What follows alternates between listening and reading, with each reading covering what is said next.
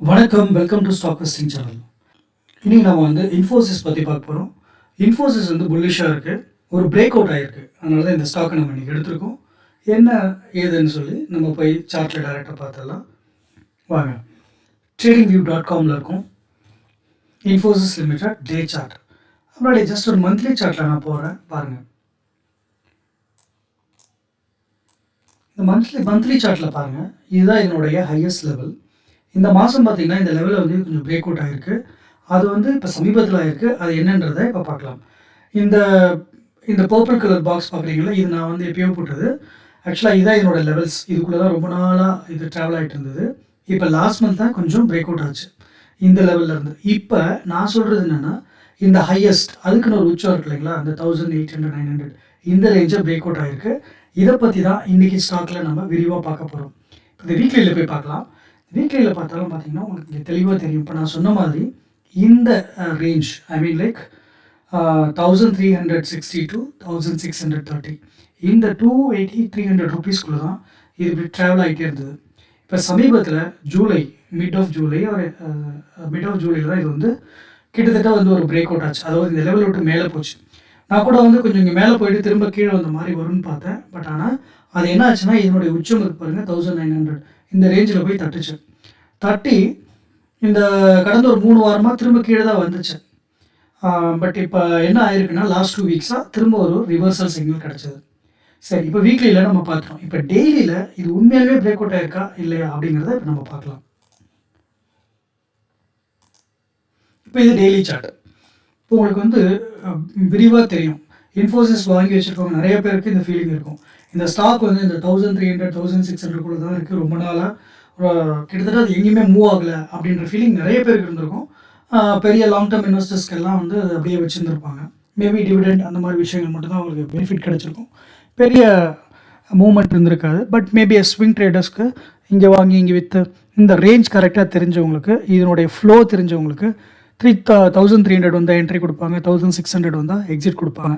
இந்த மாதிரியே கிட்டத்தட்ட ரொம்ப நாளாக இவங்க வந்து பண்ணிட்டு இருந்திருப்பாங்க ஸ்விங் ட்ரேடர்ஸ். இப்போ என்ன ஆயிருக்குன்னா, ஜூலை 8 இது பாருங்கள், மிட் ஆஃப் ஜூலையில் தான் இது வந்து பிரேக் அவுட் ஆகிருக்கு. 15th ஜூலை மிட் ஆஃப் ஜூலையில் பிரேக் அவுட் ஆகி கடந்தோட உச்சத்தை வந்து தொட்டுச்சு. அதுக்கப்புறம் பார்த்தீங்கன்னா கண்டிப்பாக செல் ஆஃப் வந்திருக்கும். ஏன்னு பார்த்தீங்கன்னா, என்னோடய உச்சம் இங்கே இருக்குது. ஏற்கனவே இது இந்த இடத்துக்கு போயிட்டு தான் இது வந்து கீழே வந்துச்சு. ஸோ இந்த இடத்துல வந்து அதுக்கு மேலே இதால் ட்ராவல் பண்ண முடியாது. இன்ஃபோசிஸால் 1900 ரேஞ்சுக்கு மேலே இதால் ட்ராவல் பண்ண முடியாது. என்ன ட்ரை பண்ணாலும் it has to come down அப்படிங்கிற நிலமை தான் இருந்துச்சு. லாஸ்ட் டைம் அதே மாதிரி இந்த 1900 வந்து 2022 டச் ஆச்சு.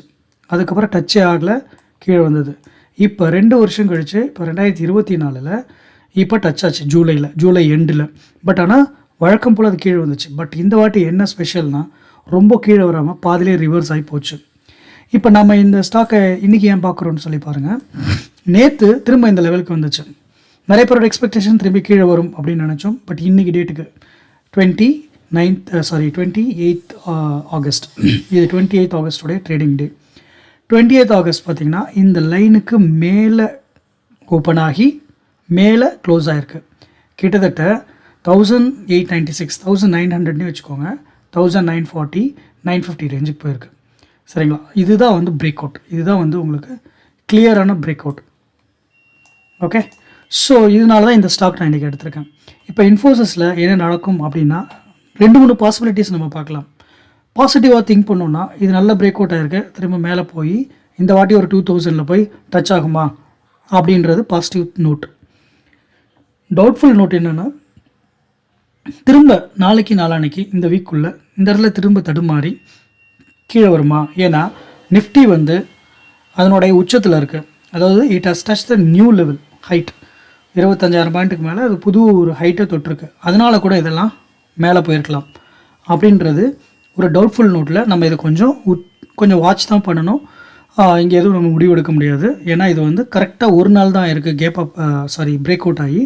ஸோ கன்ஃபர்மேஷன் நாளான்னைக்கு எதாவது கிடச்சிதுன்னா, இந்த லெவலுக்கு மேலேயே ட்ரேட் ஆச்சுன்னு சொல்லி சொன்னால் சான்சஸ் ஆர் தேர். இல்லை மார்க்கெட் நிஃப்டியும் டவுன் ஆச்சு, இங்கேயும் உங்களுக்கு சரியான கன்ஃபர்மேஷன் கிடைக்கலனா இது ஒரு டவுட்ஃபுல் தான். திரும்பவும் ரிவர்ஸ் ஆகி இதுக்குள்ளே வர்றதுக்கு வாய்ப்புகள் இருக்குது. நெகட்டிவாக பேசணுன்னா எப்படி பேசலாம் அப்படின்னா, ஏற்கனவே வந்து நிஃப்டி நல்லா ஏற்றத்தில் இருக்குது. 2வது டவுனாக இருந்த ஐடி ஸ்டாக்ஸ்லாம் கொஞ்சம் மேலே வந்திருக்கு. ஸோ இது அபரிவிதமான ஒரு வளர்ச்சி தான். திரும்ப இதுக்கான செல் ஆஃப் வந்து திரும்ப கீழே இறக்கி விடுறதுக்கு நிறைய வாய்ப்பு இருக்குது அப்படின்னு நெகட்டிவாகவும் பார்க்கலாம். ஸோ இந்த 3 வியூவிலையும் நான் உங்கள்கிட்ட சொல்லிட்டேன். நீங்கள் எந்த வியூவில் இருக்கீங்க, நீங்கள் என்ன டைப் ஆஃப் இன்வெஸ்டர் அப்படிங்கிறத பொறுத்து நீங்கள் முடிவெடுக்கலாம்.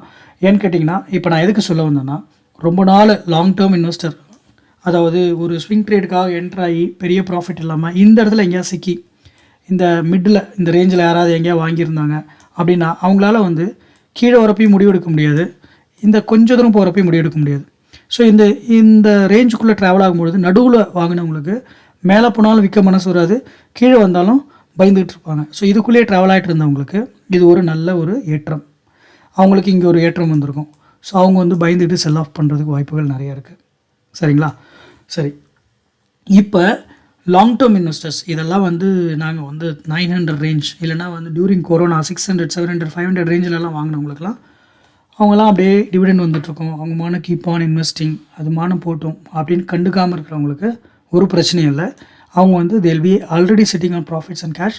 ஆனால் அவங்களுக்கு வந்து பிரச்சனையும் கிடையாது. புதுசாக நான் இன்ஃபோசிஸ் வாங்க போகிறேன் அப்படின்னு நினைக்கிறவங்க கொஞ்சம் வெயிட் பண்ணணும்.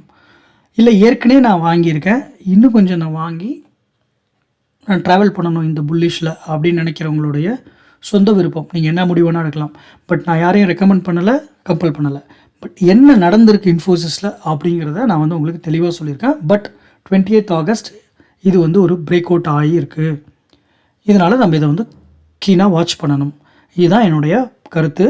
அதிகபட்சம் நம்ம இந்த டவுட்ஃபுல் கேண்டிலாக இருக்குது, இது நாளைக்கு கன்ஃபர்மேஷன் கிடைக்கல, நிஃப்டி திரும்பி டவுன் ஆகுது அப்படின்னு நம்ம நினச்சோன்னா அதிகபட்சம் திரும்பி அது இந்த லெவல்ஸ்க்கு வரதுக்கு வாய்ப்பு இருக்குது. சரிங்களா? 1700 ரேஞ்சுக்கு திரும்பி இப்படி வந்துச்சுன்னா ப்ராபப்ளி இங்கே ஒரு அக்யூமுலேஷன் பண்ணலாம். ஓகே, இல்லை மார்க்கெட் வந்து கிராஷ் வரும் ரொம்ப நாளாக பேசிகிட்டு இருக்கும் இல்லையா, அந்த மாதிரி இருக்கிறவங்களுக்கு ப்ராபப்ளி இங்கே வந்தாலும் ஆச்சரியப்படுவதற்கு ஒன்றும் இல்லை. ஏன்னா இதுதான் இன்ஃபோசிஸோடைய பல வருஷத்தோடைய ரேஞ்ச். ஓகே, இவ்வளோ தான் இந்த ஸ்டாக்கை பற்றின குயிக் அனாலிசிஸ் இன்றைக்கி. ஏன்னா இன்ஃபோசிஸ் பற்றி நிறையா பேச வேண்டிய அவசியம் இல்லை. ஃபண்டமெண்டலி ஸ்ட்ராங் கம்பெனி, அதெல்லாம் உங்கள் எல்லாருக்கும் நல்லா தெரியும். அதை பற்றிலாம் நான் பேச வேணாம். இன்றைக்கி நடந்ததை பற்றி மட்டும்தான் நான் பேச விரும்புகிறேன். அப்படி பார்க்கும்பொழுது ஒரு பிரேக் அவுட், தட்ஸ் ஆல். இது ஒரு வாட்ச்லிஸ்ட் ஸ்டாக். ஏன்னா ஃப்ரெண்ட்ஸ், இன்ஃபோசிஸ் பற்றி பார்த்தாச்சு. இன்னும் 2 ஐடி ஸ்டாக்ஸு பிரேக் அவுட் ஆகிருக்கு, அதை பற்றி நம்ம பார்க்கலாம். வீடியோ லென்த் ஆகிடும், அது தனியாக செப்பரேட் வீடியோவில் போட்டிருக்கேன். இந்த வீடியோவை பார்த்துட்டு மறக்காமல் அந்த வீடியோவும் பாருங்கள். தேங்க்யூ.